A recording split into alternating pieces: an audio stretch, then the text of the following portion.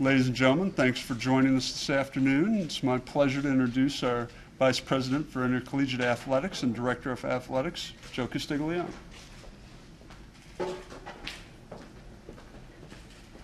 Well, good afternoon to everyone. We appreciate you making your way here on relatively short notice, but hope you understand how processes like this tend to move. We're really excited to be at this point to introduce our new head baseball coach to you in just a moment. But speaking of the process, it as usual was very thorough, very comprehensive. You know, with the University of Oklahoma, there's always going to be a great deal of interest in positions, but this one was especially impressive. The number of people throughout baseball, collegiate baseball especially, that expressed interest in this position, that saw what we have achieved here, the great tradition, as well as the potential ahead, all wanted to take a shot at it. And as usual, we vetted a lot of candidates, coaches that are currently leading programs, as well as coaches that are top assistants. So when we get to this point, we feel that we've understood the best and the brightest out there and be able to make the best selection to lead the University of Oklahoma's baseball program. Pete Hughes is going to be our new head baseball coach. And Pete captured our attention for a variety of reasons. He has an extensive track record at building programs, especially programs that faced somewhat of an uphill battle, given the stage they were when he became the head coach. But they didn't stay there.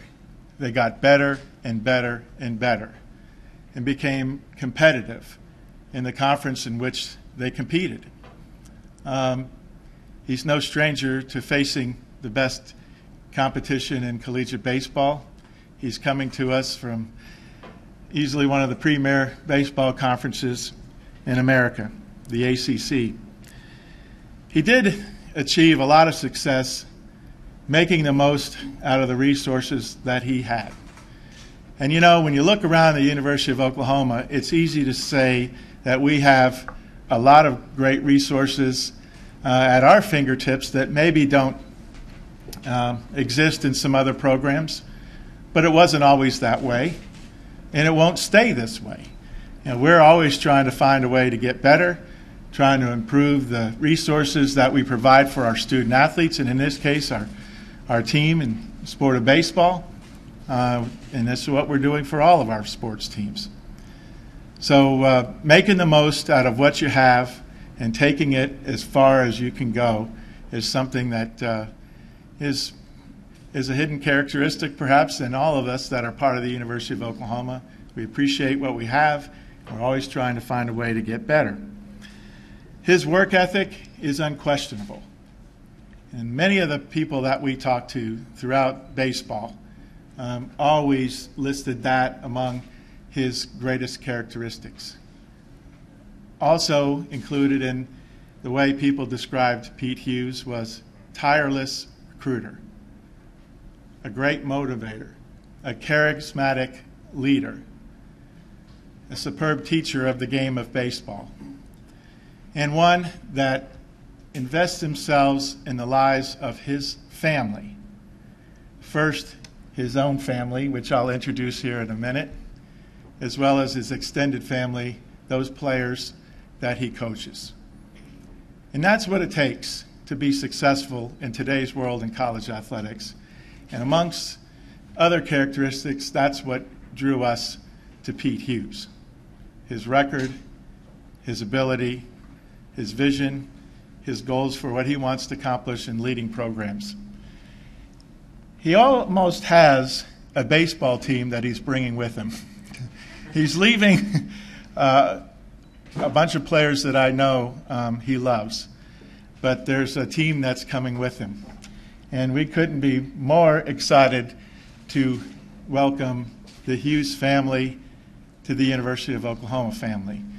And I'd like to thank first Pete's wife, Debbie, for embracing this opportunity.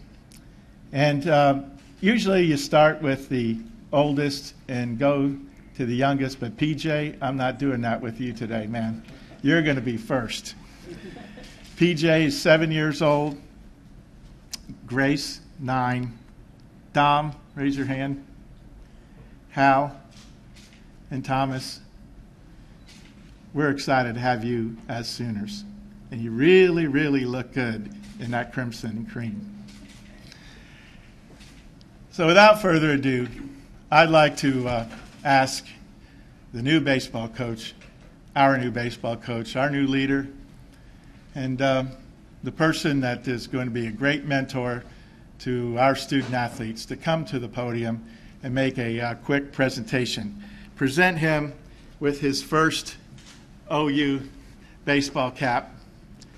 I know he'll have quite an array, as we have several different color combinations in today's world of baseball uniforms. And something special that we had made for this occasion. Coach, I know you like to hit those fungos, and I'm not sure that you're going to use this as a fungo bat, but on behalf of the University of Oklahoma, I'm going to present you the first OU bat you'll have in your hand. It's inscribed University of Oklahoma head baseball coach Pete Hughes, June 27th, 2013. Coach, here we go. Thanks, Joe. Welcome to the University of Oklahoma.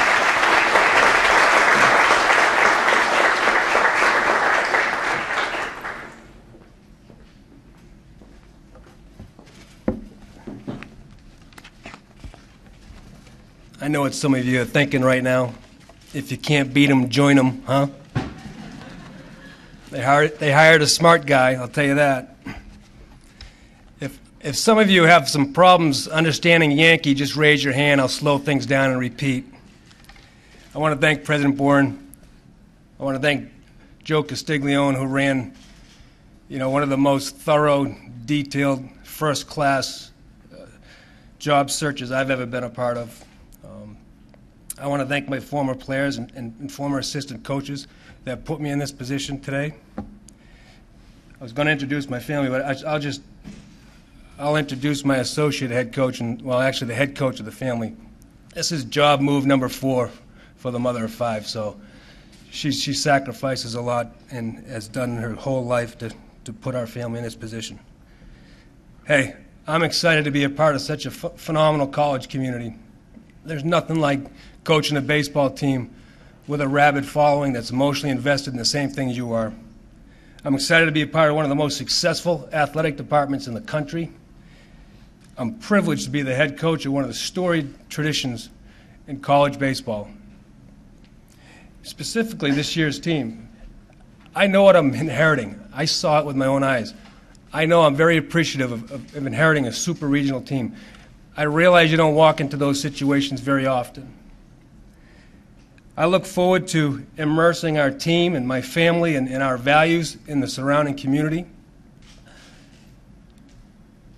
I'm anxiously anticipating meeting our alums, bring them together, because those are the guys, the Sooner family, that have built this storied tradition. I want them around us. To me, winning is so much more rewarding when you can share it with a lot of people, share all your efforts with a lot of people. We plan on sharing our success every step of the way with the surrounding community, our supporters, our alums, and we plan on doing it at college baseball's highest levels.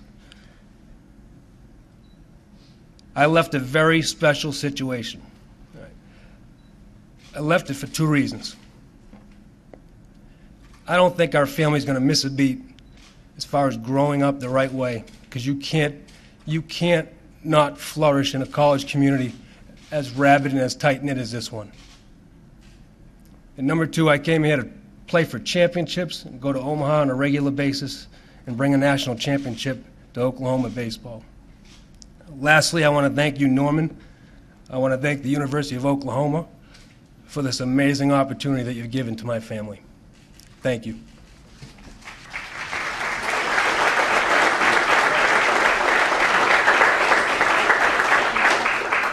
At this point, we'll open it up for questions. I do want to take a moment and thank the people that were involved in the search process.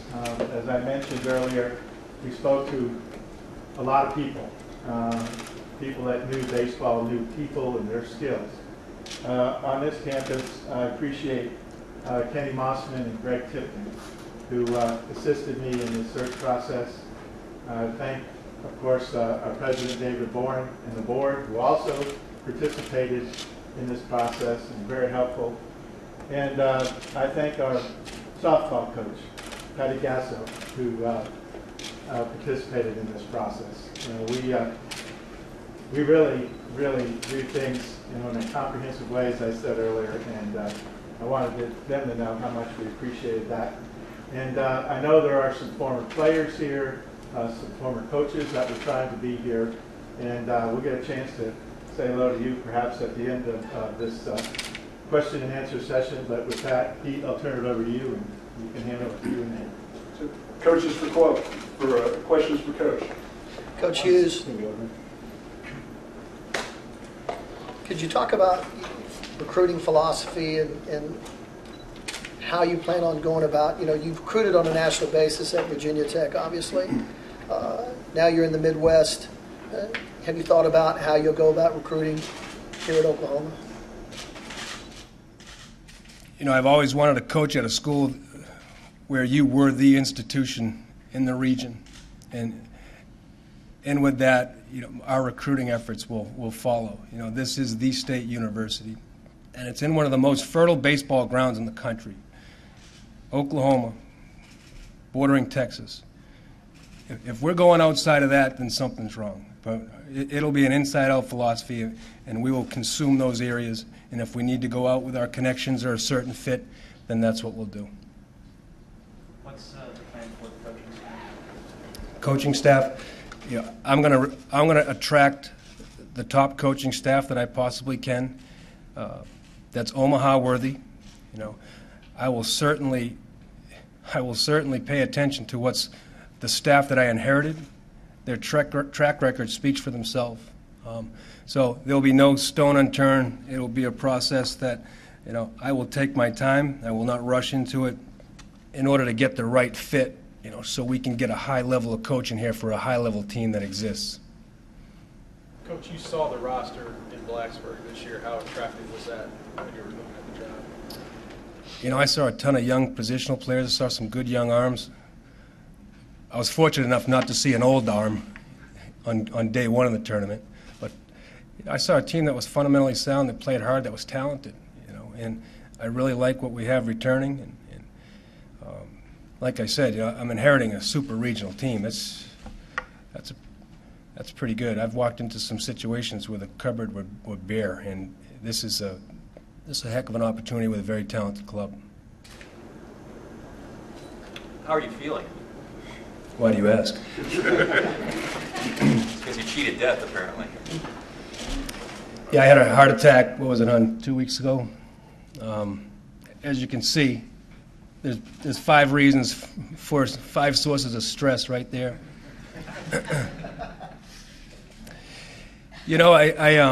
To address that situation, I think I weighed what I weighed in high school. I eat correctly. I thought I had indigestion. I thought I actually had something caught in my chest from dinner, and it stayed for an extended period of time. I drove myself to the hospital, and I had a heart attack. I had 99% blockage in my main artery, which the doctor, with no feel, said in front of my wife, the widowmaker. So we got past that. I got a stent put in. Where I was 99% blocked, I'm 100% wide open now. I feel great. I feel very fortunate. There's no damage to my heart. I'm 45 years old and in pretty good shape with bad genetic history. So now we can stay on top of it. But thank you. Pete, with what you went through 2 or 3 weeks ago, did that have any effect on your decision to come or Did it make you less likely to leave Virginia Tech or more likely to look elsewhere? Did that affect this decision at all? I'm still having trouble grasping that I was physically ill. You know, my mindset is at a much younger age, and to answer your question, it didn't factor in at all. You know, I make all my decisions where I think I can put my family in a better situation or not slow the pace of growth that we're headed in, and where I can win a national championship and go to Omaha. And that's where this decision was based, and only in those two areas. Pete, have you had a chance to meet with your new players or talk to them at all?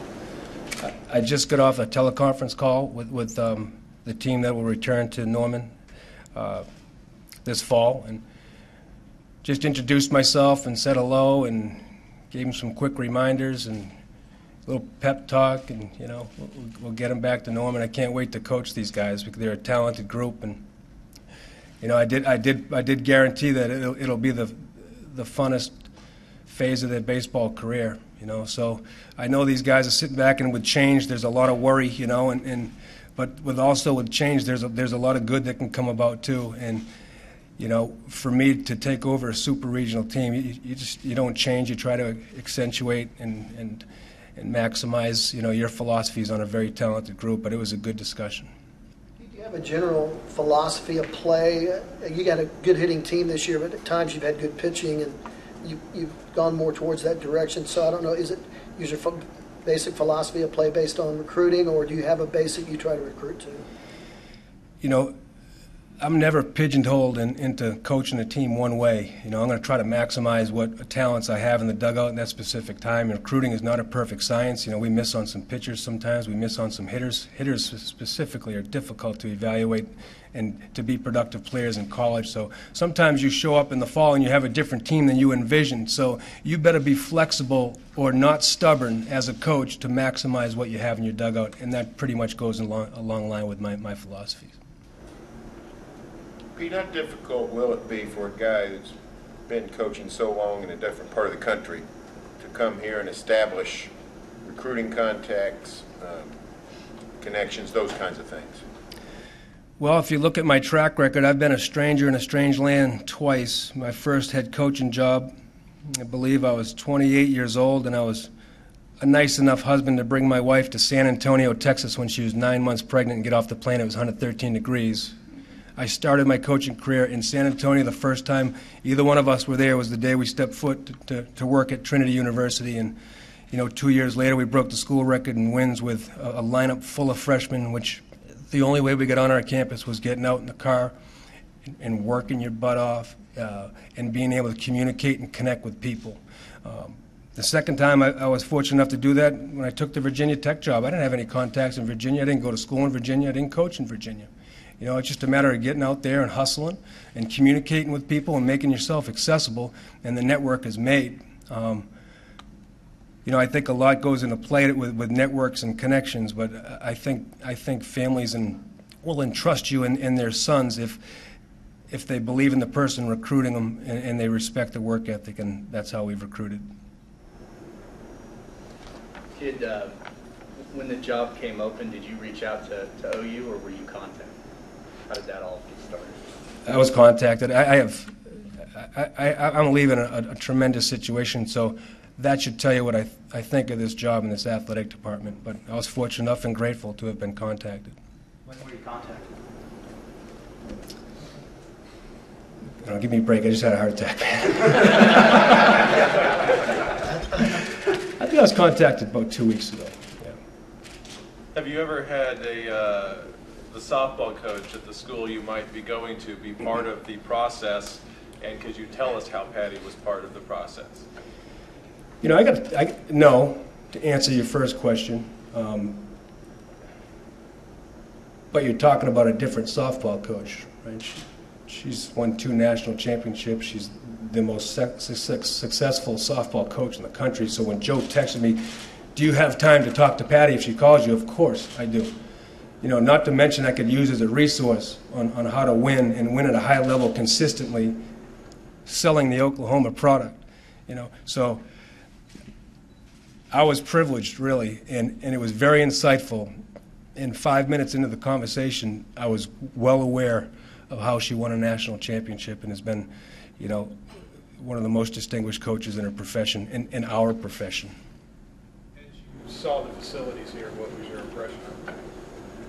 You know, facilities that command being one of the top athletic departments in the country, you know, which if I'm a recruit and I'm coming here, I want to see if that athletic department wants to invest in the same things that I want and that I love, you know. So, hey, I want to go to Omaha, and I want to go a place where an athletic department is invest in the same goals that I have. So that was my first impression of it.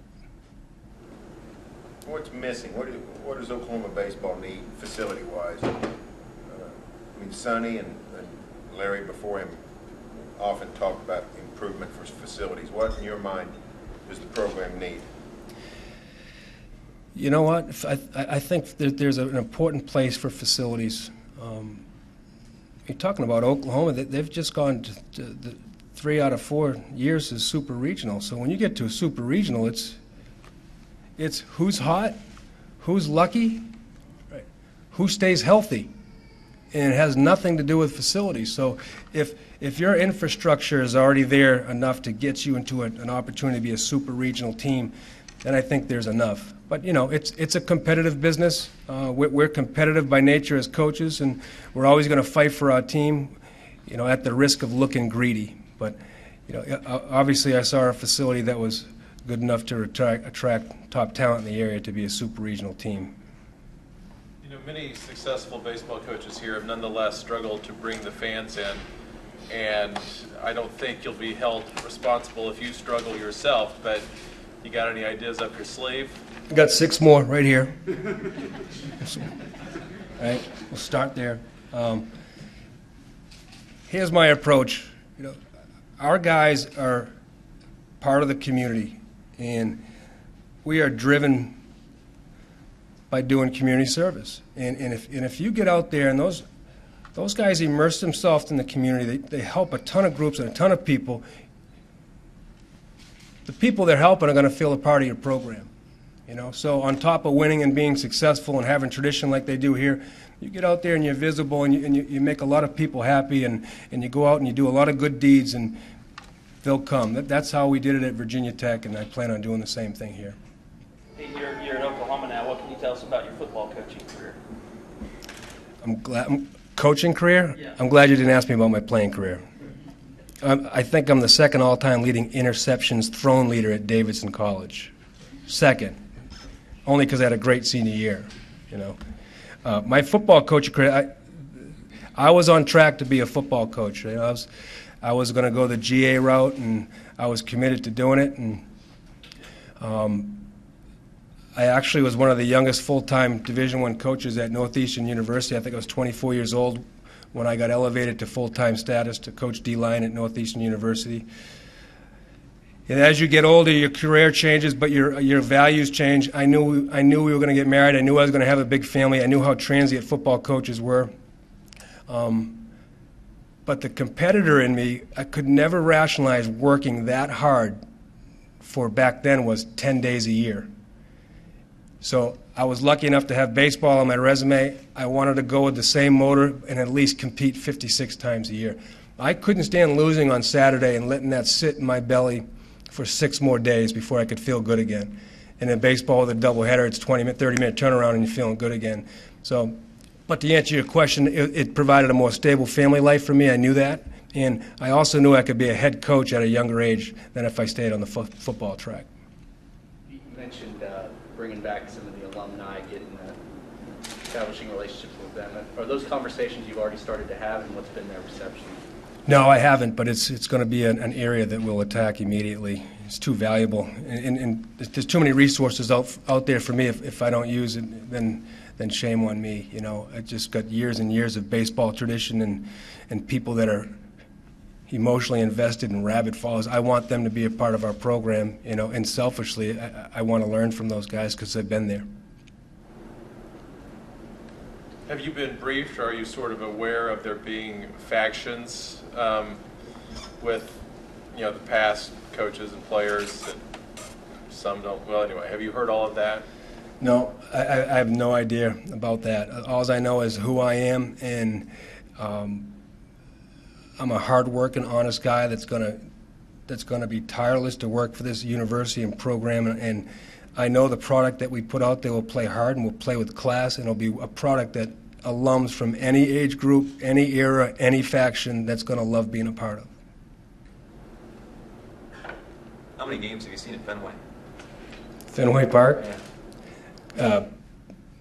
Into the 200s, 300s, you know. And then when I was at Northeastern University, it was a half-mile walk, you know. So when I was young and single, I had time to sneak over to Fenway, establish a relationship with the ticket takers, and get in there for batting practices, and then leave. You know, one of my greatest memories at Fenway Park was not even a game that I saw. I watched Mark McGuire and Jose Canseco take batting practice at Fenway, and it was just a freak show. You know, so, but a lot of great memories of Fenway Park. It is a unique place, and fortunate enough to have coached a bunch of games there when I was at Boston College, but it's a fun place to go to, expensive place to go to. Well, here's one question. You're coming to what is, well, more warm weather a place than you've been in the past. I mean, we're not on the coast or anything, but do you look at that and just say, you know, I've done all right thus far, but there are some natural advantages here that I couldn't have had before? Does that, I mean, will that really help? I think it helps. I mean, it helps anytime you can get on the field in January and February. It helps in the development of your team. Recruiting-wise, if we're going to stay in region, these kids are familiar with the climate. You know, now if we're going to go ahead and recruit kids from the Midwest or New England or cold weather climates, it gives you an advantage in recruiting. But strictly in this case, in Oklahoma State, I just think it's so advantageous from a developmental standpoint. You said in your recruiting philosophy you want to kind of work from the inside out, Oklahoma, Texas. Is that kind of how you've always been at Virginia Tech? Did you focus on that area, or I mean, has that always been how you've approached it? Yeah, like this place, you better take care of what's in region because you're at a very popular school. You better take advantage of Oklahoma ties, which are prevalent and advantageous in the recruiting process. So I've always done that. When I was at Virginia Tech, when I was at Boston College, the same thing. Now, did we win all those recruiting wars in region? No.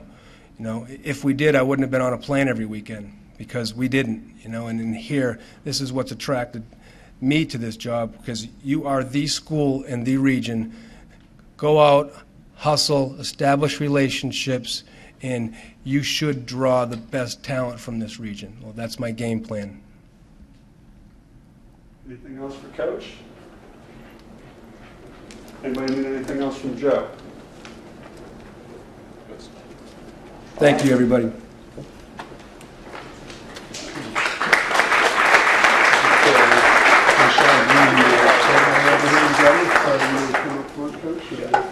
Everybody would like a shot of Coach and the family. Get that back. Everybody, let's go on to the front. Piece of that.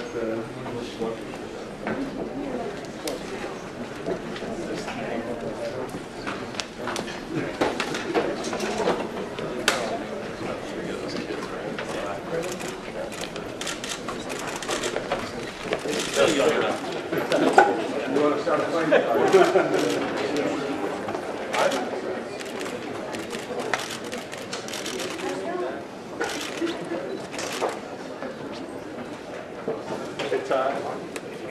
Let's see if I'm going to put that shot. Coach will move the backdrop.